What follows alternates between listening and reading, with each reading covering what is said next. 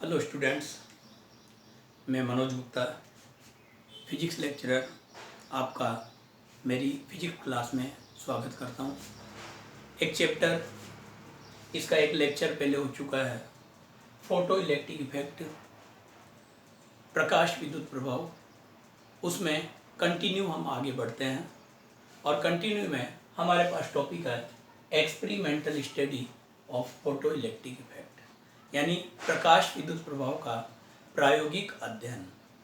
अब ये जो प्रायोगिक अध्ययन सबसे पहले किया था प्रकाश विद्युत प्रभाव का, वो किया था लेनार्ड और मिलिकन नाम के साइंटिस्ट ने। लेनार्ड और मिलिकन नाम के साइंटिस्ट ने एक ग्लास ट्यूब ली थी।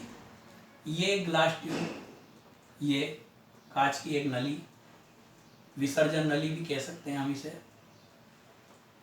ये, और इस नली में एक विंडो होती है जिससे फोटोन या लाइट हम इंसिडेंट कर सकते हैं। यहाँ इस ग्लास ट्यूब में एक एंड पर plate P1, metallic plate P1, और दूसरे एंड पर मेटालिक प्लेट P2 लगी होती है, P1 एंड P2। ये जो दोनों मेटालिक प्लेट है, ये एज ए इलेक्ट्रोड वर्क करती है। एक, जैसे अगर इसको हम नेगेटिव से कनेक्ट कर देंगे तो ये कैथोड हो जाएगा, और इसको पॉजिटिव से कनेक्ट करेंगे तो ये एनोड हो जाएगा, और यदि हम इसको पॉजिटिव से करें तो ये एनोड हो जाएगा, और ये नेगेटिव से करें तो कैथोड हो जाएगा। अब यहाँ पर इन दोनों प्लेट्स को हमने एक माइक्रोमीटर, ये माइक्रोएमीटर,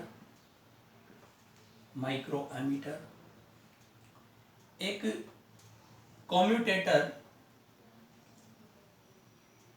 या दिक् परिवर्तक, ये कम्यूटेटर, दिक् परिवर्तक P, Q, R, S, इसके ये 4 टर्मिनल्स होते हैं। ये किस तरीके से वर्क करता है ये अभी मैं आपको क्लियर करूँगा। ये जो है, ये इस प्लेट P1 और P2 की पोलैरिटी को चेंज कर सकता है, यानी कि P1 और P2 को पॉजिटिव और नेगेटिव या नेगेटिव और पॉजिटिव बना सकता है। यहाँ पर इसको, कम्यूटेटर को हमने इस तरीके से एक ये वायर अलग से लिया, और कम्यूटेटर के साथ ये हमने एक वोल्ट मीटर कनेक्ट किया। ये वोल्ट मीटर जो पोटेंशियल का मेजरमेंट करेगा, कितना पोटेंशियल हम अप्लाई कर रहे हैं उसका मेजरमेंट करेगा।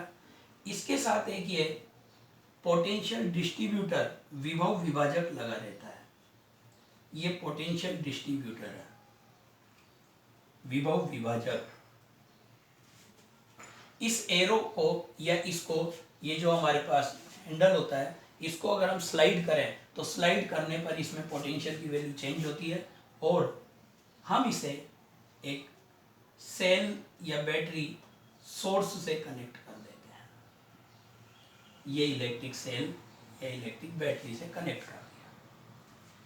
ये जो है एट प्रेजेंट जो भी पोटेंशियल इस पर अप्लाई होगा, वो पोटेंशियल कौन रीड करेगा? वोल्ट मीटर रीड करेगा। अब इस समय हमने, जैसे ये प्लस, इसका कनेक्शन इससे कर रखा है, तो यदि हम इसको यहाँ पर यूँ कनेक्ट कर देते हैं तो ये P2 एज ए एनोड या पॉजिटिव इलेक्ट्रोड की तरह बिहेव करता है। और एट प्रेजेंट ये जो है, इसको रिलेशन यदि हम P का Q से कर देते हैं तो प्लेट P1 कैथोड की तरह बिहेव करती है। तो हमने स्टार्टिंग में P1 को नेगेटिव टर्मिनल पर यानी कैथोड पर कनेक्ट किया है, और P2 को पॉजिटिव टर्मिनल यानी एनोड पर कनेक्ट किया है। अब जब हम इसमें ये सारा, आपको ये सारा फंक्शन पता लग गया। ये कम्यूटेटर है, कम्यूटेटर, ये पोलैरिटी चेंज करता है। ये वोल्ट मीटर है, वोल्टेज मेजरमेंट करता है। ये पोटेंशियल डिस्ट्रीब्यूटर है, पोटेंशियल डिस्ट्रीब्यूटर,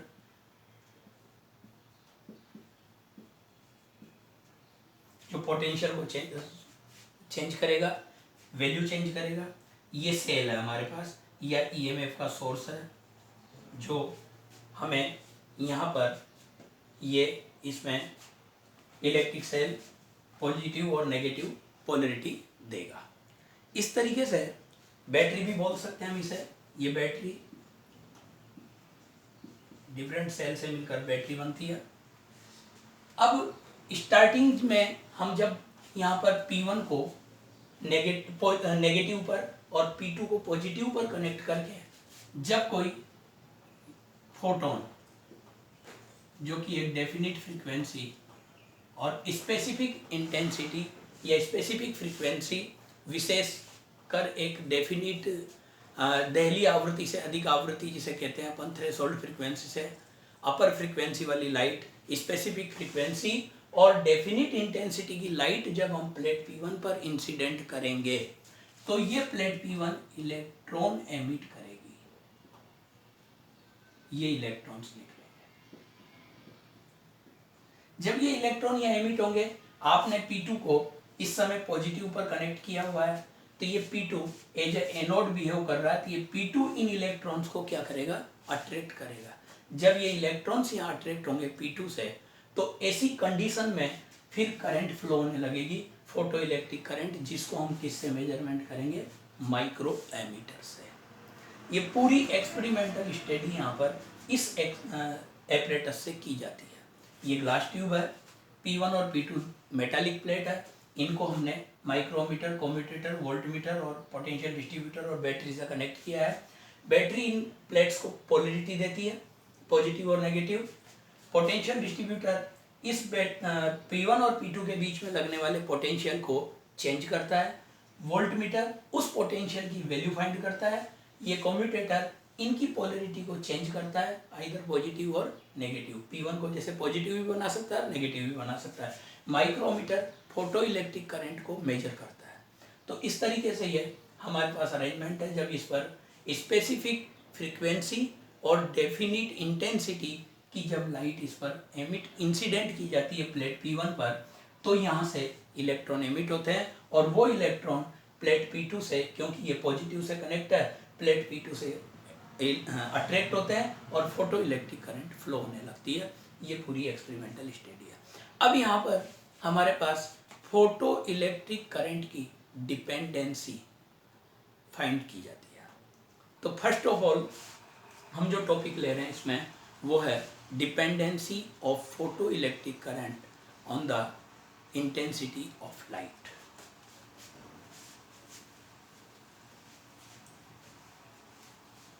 डिपेंडेंसी या फोटो इलेक्ट्रिक करंट पर इंटेंसिटी का प्रभाव, dependency of photo electric effect current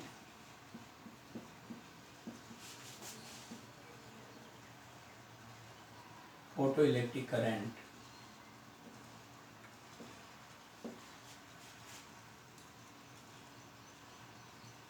with intensity of light।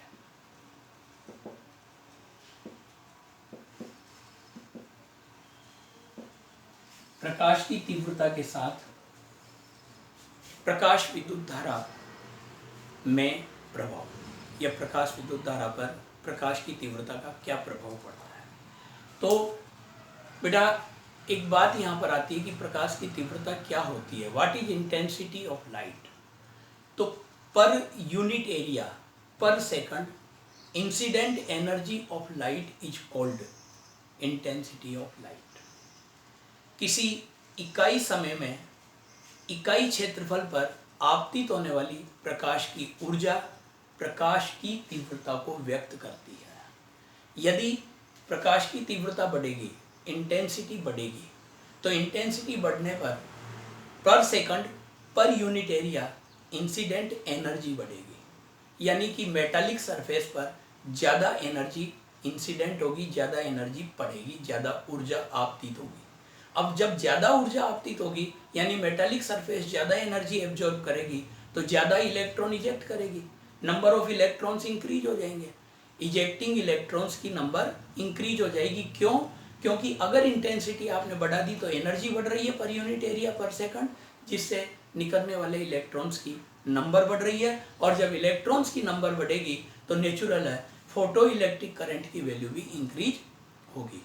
तो हम ये कह सकते हैं कि photo electric current is directly proportional to intensity of light, यानी प्रकाश विद्युत धारा प्रकाश की तीव्रता के साथ समानुपाती रूप से बढ़ती है। कारण आपको मैंने क्लियर कर दिया। प्रकाश की तीव्रता का मतलब है प्रति इकाई समय में प्रति इकाई क्षेत्रफल पर आपतित होने वाली ऊर्जा, energy incident at unit area per unit time is called intensity of light. अगर इंटेंसिटी बढ़ती है तो एनर्जी बढ़ेगी, एनर्जी बढ़ने पर इजेक्टिंग होने वाले इलेक्ट्रॉन की नंबर बढ़ेगी, और जब नंबर बढ़ेगी इलेक्ट्रॉन्स की तो नेचुरल है फोटो इलेक्ट्रिक करंट भी बढ़ेगी।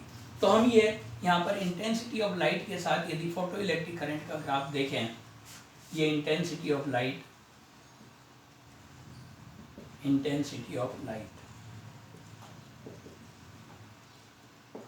और ये फोटो इलेक्ट्रिक करंट,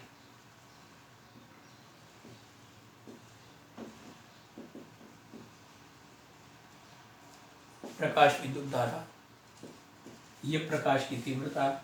तो ये जो ग्राफ आएगा ये एक सरल रेखा या स्ट्रेट लाइन ग्राफ आएगा। इससे ये पता लग रहा है कि इंटेंसिटी बढ़ने के साथ साथ प्रकाश विद्युत धारा समानुपाती रूप से बढ़ती है। अब इसी में हम यहाँ पर दूसरी बात यहाँ लेकर चलते हैं कि हमने फोटो इलेक्ट्रिक इफेक्ट के एक्सपेरिमेंट में जो अभी मैंने जस्ट पूरा डायग्राम बनाकर समझाया था, उसमें P1 को नेगेटिव पर और P2 को पॉजिटिव पर रखकर हमने एक डेफिनिट इंटेंसिटी और स्पेसिफिक फ्रीक्वेंसी की लाइट इंसिडेंट कर दी। मतलब दहली आवृत्ति से ज़्यादा विशिष्ट आवृत्ति की और निश्चित तीव्रता के प्रकाश को हमने प्लेट P1 पर इंसिडेंट किया, और एट प्रेजेंट हमने प्लेट P1 को नेगेटिव पोटेंशियल दे रखा है और प्लेट P2 को पॉजिटिव पोटेंशियल दे रखा है। ठीक है, तो जब ही हम इंसिडेंट करते हैं तो सपोज करो कि इसमें कोई एक डेफिनिट करंट फ्लो होती है। ये यहाँ पर photo electric current, photo electric current, और यहाँ पोटेंशियल विभव, विभव के साथ हम धारा का ग्राफ खींच रहे हैं, प्रकाश विद्युत धारा का। तो हम क्या देखते हैं कि कोई एक करंट फ्लो होने लगती है। धीरे धीरे धीरे धीरे हम पोटेंशियल की वैल्यू इंक्रीज करते हैं। जब हम पोटेंशियल की वैल्यू इंक्रीज करते हैं तो अट्रैक्ट होने वाले इलेक्ट्रॉन्स की नंबर बढ़ती है। सपोज करो जैसे पहले 500 इलेक्ट्रॉन निकल चुके थे, अब 500 में से मान लो कि हमने पोटेंशियल कम अप्लाई कर रखा है, तो 300 इलेक्ट्रॉन अट्रैक्ट हो रहे थे, 200 इलेक्ट्रॉन अट्रैक्ट नहीं हो रहे थे। अब हमने पोटेंशियल इंक्रीज किया तो धीरे धीरे धीरे धीरे 300 के बाद 350, 390, 400, 420, 450, इस तरीके से आते आते 500 इलेक्ट्रॉन्स पूरे अट्रैक्ट होने लग जाएंगे। यानी कि फोटो इलेक्ट्रिक करंट इंक्रीज होती हुई एक सेचुरेट कंडीशन गेट कर लेगी, संतृप्त अवस्था प्राप्त कर लेगी। सेचुरेट कंडीशन का मतलब एक डेफिनिट वैल्यू के बाद बढ़ना बंद हो जाएगी। अब जब ये सेचुरेट कंडीशन इसने गेट कर ली तो एट दिस टाइम, इसी समय हम क्या करते हैं कि कम्यूटेटर को यूज करके P1 को तो बना देते हैं पॉजिटिव और P2 को बना देते हैं नेगेटिव। ध्यान देना, उसी एक्सपेरिमेंट में बात चल रही है। अब कम्यूटेटर का यूज करके P1 को क्या बना दिया हमने, पॉजिटिव, और P2 को नेगेटिव बना दिया, और पोटेंशियल को कंटिन्यू इंक्रीज करते गए। जब हम पोटेंशियल कंटिन्यू इंक्रीज कर रहे हैं तो ऐसी कंडीशन में हम क्या देखते हैं कि अब जो इलेक्ट्रॉन अट्रैक्ट हो रहे थे वो अट्रैक्ट होने की बजाय रिपेल होने लगे। क्यों? क्योंकि P2 क्या हो गया, नेगेटिव हो गया, और इलेक्ट्रॉन भी खुद नेगेटिव पार्टिकल है। तो अब वो नेगेटिव नेगेटिव को क्या करेगा, रिपेल करेगा। जब वो रिपेल करेगा तो धीरे धीरे धीरे धीरे फोटो इलेक्ट्रिक करंट की वैल्यू डिक्रीज होने लगेगी। पहले इंक्रीज हो रही थी, अब वो वैल्यू डिक्रीज होने लगेगी, और डिक्रीज होते होते एक डेफिनिट नेगेटिव पोटेंशियल पर, एक डेफिनिट पोटेंशियल पर ये करंट जीरो हो जाएगी। इस करंट की वैल्यू क्या हो जाएगी, जीरो हो जाएगी डेफिनिट पोटेंशियल पर। इस पोटेंशियल को हम माइनस वी नोट से डिनोट करते हैं, और इस पोटेंशियल को अलग से नाम दिया जाता है स्टॉपिंग पोटेंशियल, निरोधी विभव।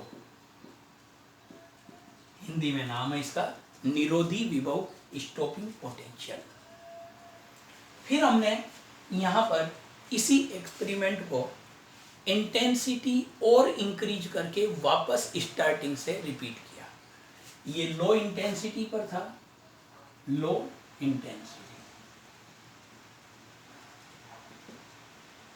अब हमने इंटेंसिटी इंक्रीज करके और फिर इस एक्सपेरिमेंट को रिपीट किया, तो हम क्या देखते हैं कि उसी तरीके से P1 को नेगेटिव पर और P2 को पॉजिटिव पर रखकर और इंटेंसिटी बढ़ाकर वापस एक्सपेरिमेंट स्टार्ट करते हैं पोटेंशियल के साथ। तो पोटेंशियल बढ़ने के साथ साथ करंट की वैल्यू बढ़ती है और वापस वही सैचुरेट कंडीशन गेट कर लेती है। लेकिन अब जो सैचुरेट कंडीशन है वो करंट या सैचुरेट करंट जो है, संतृप्त धारा जो है, उसकी वैल्यू पहले के रेस्पेक्ट में थोड़ी ज़्यादा होती है, यानी कि ये हाई इंटेंसिटी पर सैचुरेट करंट की वैल्यू बढ़ जाती है, क्योंकि इससे पहले मैं आपको बता चुका हूँ इंटेंसिटी बढ़ने पर फोटो इलेक्ट्रिक करंट की वैल्यू बढ़ती है, कारण कि इजेक्ट होने वाले इलेक्ट्रॉन्स की नंबर बढ़ जाती है। अब यदि यहाँ पर भी हम P1 को पॉजिटिव और P2 को नेगेटिव करके और वापस इसे पोटेंशियल को इंक्रीज करें, तो धीरे धीरे धीरे धीरे पहले की तरह करंट डिक्रीज होती है, और करंट डिक्रीज होते होते एक डेफिनिट पोटेंशियल पर आकर वापस जीरो हो जाती है। ये वही स्टॉपिंग पोटेंशियल पर वैल्यू करंट की जीरो हो गई। तो यहाँ स्टॉपिंग पोटेंशियल जो हमारे पास आया है, एक तो यहाँ इस ग्राफ से या इस बात से, इस एक्सपेरिमेंट से ये स्टडी हो रही है कि ये जो हमारे पास स्टॉपिंग पोटेंशियल है, यानी नेगेटिव पोटेंशियल जो है, इसकी वैल्यू इंटेंसिटी पर डिपेंड नहीं करती है।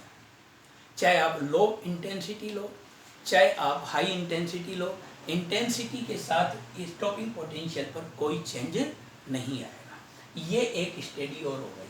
अब इसके साथ ही एक बात यहाँ पर और हम कर सकते हैं कि यहाँ स्टॉपिंग पोटेंशियल पर करंट की वैल्यू जीरो हो गई, तो ऐसा तो है नहीं कि इलेक्ट्रॉन एमिट होना बंद हो गए या सारे के सारे इलेक्ट्रॉन वापस एब्जॉर्ब कर लिए गए, ऐसा नहीं है।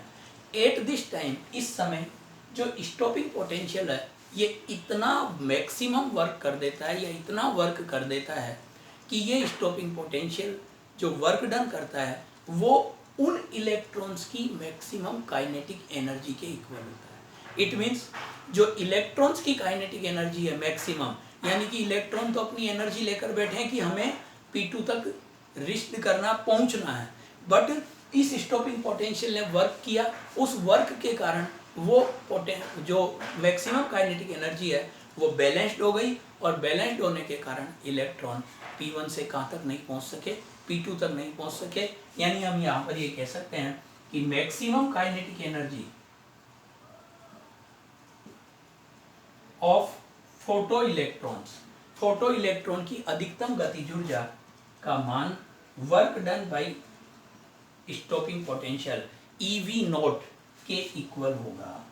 1 इलेक्ट्रॉन पर आपको पता है पोटेंशियल इज इक्वल टू होता है वर्क अपॉन चार्ज, तो work is equal to charge into potential, और 1 इलेक्ट्रॉन के लिए बात करें तो E इंटू वी नॉट आ जाता है, तो half mv maximum square is equal to EV naught. ये हमारे पास यहाँ पर एक इक्वेशन बनती है, और एक ये बात आती है। अब बात आती है, आपके दिमाग में आएगा कि स्टॉपिंग पोटेंशियल को डिफाइन क्या करेंगे, इसकी डेफिनेशन क्या देंगे, निरोधी विभव क्या होता है।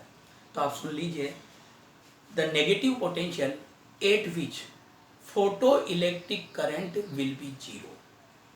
वह ऋणात्मक विभव जिस पर प्रकाश विद्युत धारा का मान शून्य हो जाएगा, जीरो हो जाएगा, उसी को क्या कहेंगे?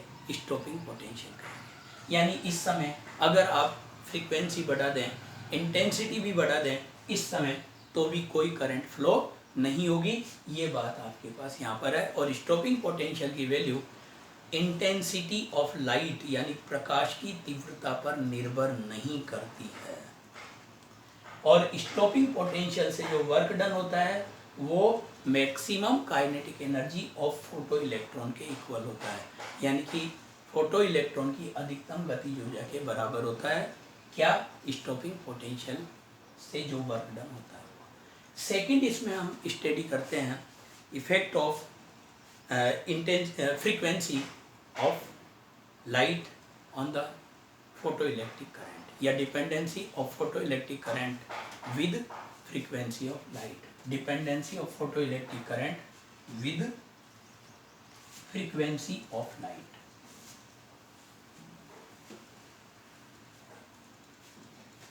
विद फ्रीक्वेंसी ऑफ लाइट, प्रकाश की आवृत्ति के साथ फोटो इलेक्ट्रिक करंट या प्रकाश विद्युत धारा पर प्रभाव। तो सपोज करो कि स्टार्टिंग में हम एक P1 को तो नेगेटिव पे और P2 को पॉजिटिव पे रखते हैं। P1 को नेगेटिव पोटेंशियल पर और P2 को पॉजिटिव पोटेंशियल पर लेकर और P1 पर हम क्या करते हैं? फोटोन या लाइट इंसिडेंट करते हैं। हमने एक डेफिनिट इंटेंसिटी की लाइट इंसिडेंट की और सपोज करो कि स्टार्टिंग में हमें कोई फोटो इलेक्ट्रिक करंट फ्लो होती हुई यहाँ पर एक्सपेरिमेंट में प्राप्त नहीं हो रही है, यानी कोई फोटो इलेक्ट्रिक करंट फ्लो नहीं हो रही है। अब हमने क्या किया कि इंटेंसिटी को तो कांस्टेंट रखा, पोटेंशियल को भी कांस्टेंट रखा और धीरे धीरे फ्रीक्वेंसी को इंक्रीज करना स्टार्ट किया, क्योंकि हम स्टेडी फ्रीक्वेंसी के साथ कर रहे हैं। फ्रीक्वेंसी को जब हमने स्टार्ट किया तो हम क्या देखते हैं कि एक डेफिनिट फ्रीक्वेंसी से फोटो इलेक्ट्रिक करंट प्रोड्यूस होने लग जाती है, यानी कि प्रकाश विद्युत धारा प्रवाहित होने लगती है। या यूँ कह दीजिए कि एक डेफिनिट निश्चित आवृत्ति के प्रकाश से फोटो इलेक्ट्रॉनों का उत्सर्जन प्रारंभ हो जाता है। तो वो जो फ्रीक्वेंसी है, वो फ्रीक्वेंसी जैसा कि पहले हम डेफिनेशन आपको दे चुके हैं, वो फ्रीक्वेंसी कहलाती है थ्रेशोल्ड फ्रीक्वेंसी या देहली आवृत्ति। हम यहाँ पर प्रकाश की आवृत्ति के साथ ये frequency of light, frequency of light, प्रकाश की आवृत्ति और ये प्रकाश विद्युत धारा, photo electric current, photo electric current, इसका ग्राफ हम लेते हैं तो हम क्या देखते हैं कि एक डेफिनिट फ्रीक्वेंसी पर कोई फोटो इलेक्ट्रिक करंट प्रोड्यूस नहीं होती, लेकिन डेफिनिट फ्रीक्वेंसी के जस्ट बाद एक करंट फ्लो होने लग जाती है और जैसे जैसे हम फिर फ्रीक्वेंसी बढ़ाते हैं तो ये करंट इंक्रीज होती हुई और सैचुरेट कंडीशन गेट कर लेती है। तो ये जो फ्रीक्वेंसी है, डेफिनिट फ्रीक्वेंसी, जहाँ से फोटो इलेक्ट्रॉन इजेक्ट होना स्टार्ट होते हैं या प्रकाश विद्युत धारा या प्रकाश फोटो इलेक्ट्रिक करंट फ्लो होने स्टार्ट होती है, वो फ्रीक्वेंसी थ्रेशोल्ड फ्रीक्वेंसी या देहली आवृत्ति कहलाती है। ये डेफिनेशन हम पहले ही बता चुके हैं। देहली आवृत्ति के बाद, थ्रेशोल्ड फ्रीक्वेंसी के बाद, अब जब फ्रीक्वेंसी इंक्रीज करते हैं तो फोटो इलेक्ट्रिक करंट इंक्रीज होती है, क्योंकि देहली ये आवृत्ति बढ़ने पर आपके पास यहाँ पर इलेक्ट्रॉन्स जो है उसकी नंबर बढ़ती जाती है, इलेक्ट्रॉन्स की काइनेटिक एनर्जी इंक्रीज होती जाती है। तो फोटो इलेक्ट्रिक करंट बढ़ते हुए और सैचुरेट कंडीशन गेट कर लेगी। फिर इसके बाद अगर हम ये दूसरे मेटल पर, ये जो फ्रीक्वेंसी है थ्रेशोल्ड फ्रीक्वेंसी, ये मेटल की नेचर पर डिपेंड करती है। अगर हम दूसरे मेटल की बात करें तो सेकंड मेटल के लिए भी इसी तरीके का बिहेव हमें देखने को मिलता है। तो ये न्यू नॉट ऑफ बी और ये न्यू नॉट ऑफ ए, ये मेटल ए है और ये मेटल बी है। मेटल ए और मेटल बी दोनों के लिए हमने फ्रीक्वेंसी के साथ फोटो इलेक्ट्रिक करंट का ग्राफ यहाँ पर बनाया है। इससे हमारे पास ये बात निकलती है कि थ्रेशोल्ड फ्रीक्वेंसी के बाद ही फोटो इलेक्ट्रिक करंट फ्लो होना स्टार्ट होगी, और थ्रेशोल्ड फ्रीक्वेंसी की जो वैल्यू है वो मेटल की या इस धातु की नेचर पर, प्रकृति पर निर्भर करती है। थैंक्स।